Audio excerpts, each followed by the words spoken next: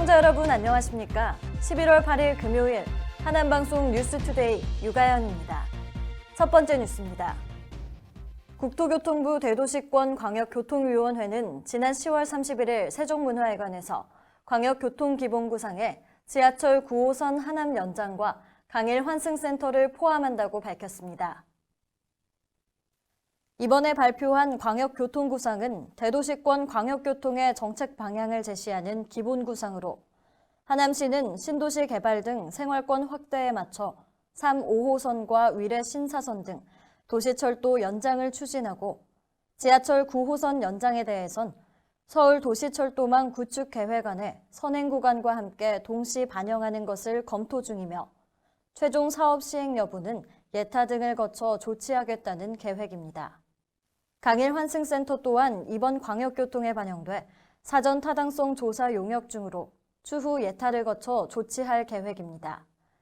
이로써 하남은 4개 도선의 철도망 구축 계획이 포함됨에 따라 획기적인 교통 개선을 이루기 위해선 향후 제4차 대도시권 광역교통시행 계획안에 확정 반영되는 것이 관건입니다. 하남시는 시승격 30주년을 맞아 지난 2일 시민 2천여 명이 참여한 가운데 특수전 사령부와 함께하는 시민화합 걷기 대회를 개최했습니다. 행사에 참가한 시민들은 시청광장과 미사누리 2호 공원을 기점으로 집결지인 고공강하훈련장까지 1시간 30분이 소요되는 3km의 위례 강변길을 따라 걸었습니다. 더불어 군악대의 힘찬 연주곡과 특수전 사령부 대원들의 고공강하 시범으로 시민들의 시선을 모으며 행사의 대미를 장식했습니다.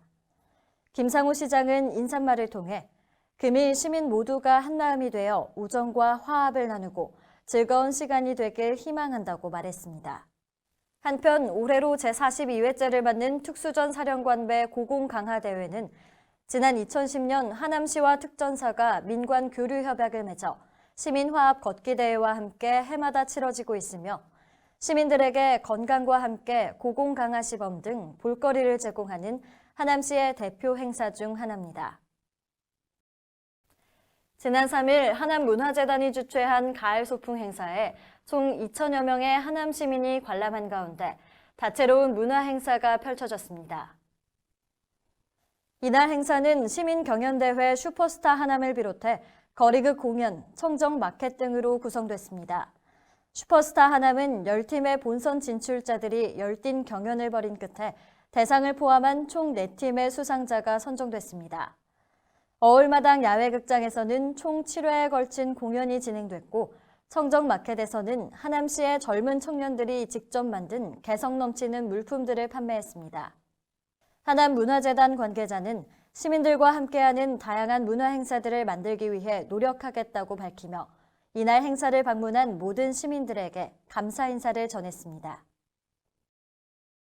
하남시가 올해 7월 1일 기준 개별 공시지가 1376필지에 대해 지난달 31일 결정, 공시하고 12월 2일까지 이의 신청을 받습니다.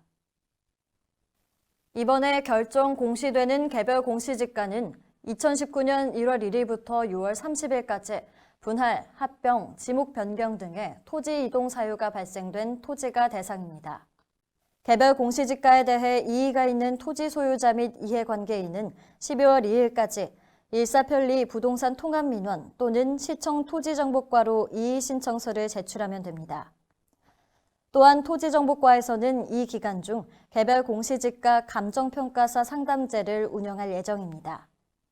이의 신청된 토지에 대해서는 비교 표준지 선정 및 인근 토지와의 지가 균형 등에 대하여 재조사하고 감정평가사의 검증과 부동산 가격 공시위원회의 심의 과정을 거쳐 다음 달 말 신청인에게 통보하게 됩니다.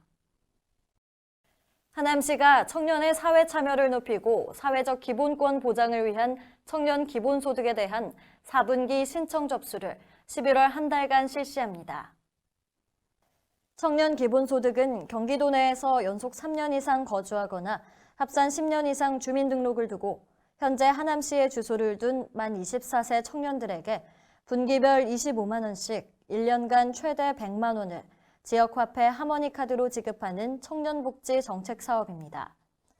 이번 4분기 신청 대상은 94년 10월 2일에서 95년 10월 1일 사이에 태어난 경기도민으로 경기도 일자리 플랫폼 온라인 사이트에서 신청할 수 있습니다. 청년 기본소득은 심사 및 선정 절차를 거쳐 오는 12월 20일 지급될 예정입니다. 특히 이번 4분기부터는 사전에 정보이관 동의 신청을 한 기존 신청자는 별도로 신청을 하지 않아도 청년소득이 지급됩니다. 다만 신규 대상자와 사전 신청 미동의자는 기존처럼 접수기간 내에 반드시 신청을 해야 청년 기본소득을 지급받을 수 있습니다. 오는 11월 14일 2020학년도 대학 수학능력시험이 치러집니다. 수능이 6일 앞으로 다가오면서 수험생들이 막바지 총력전에 들어갔습니다.